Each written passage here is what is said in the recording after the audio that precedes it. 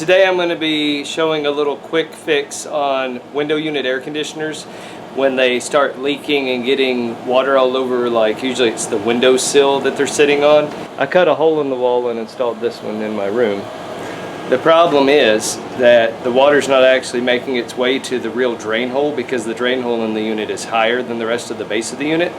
So I can't really recommend that you do this because it'll probably void any warranties on the window unit, but it does work in most cases, and I'll show you how to do it safely so that you won't actually bust the Freon lines in the unit.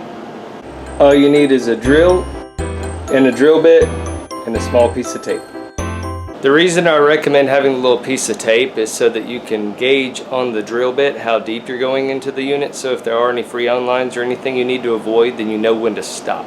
They actually do make a little lock that you can put on drill bits to keep them from going any further, but instead of trying to dig mine out, I'm just going to use a piece of tape. See how the water is actually running from underneath the unit instead of out of the drain hole. Now you want to make sure not to hit where any of these lines are. Also, you don't want to go right underneath this radiator because this is full of pressurized Freon gas. See where the drain hole is inside? But no water's making its way to it. Instead, it's flowing out underneath here. Water's actually dripping off the screws underneath the unit, and that's what's puddling up on the piece of wood. So we're going to drill where we know there's nothing above it and clear of all the Freon lines in the radiator.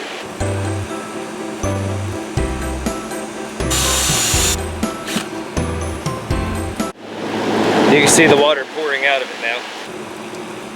Alright, so now the only problem is all the water is dripping right on the ledge here. So what I'm going to try to do is cut a little piece of this polyplastic that I have, and I'm going to make a little strip for the water to hit on, so maybe it won't be as harsh on the wood.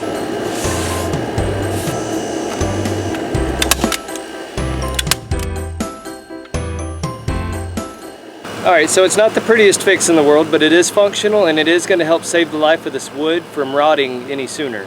Of course, I always try to keep a good coat of good outdoor weather resistant whatever. See what else is broken so I can fix it.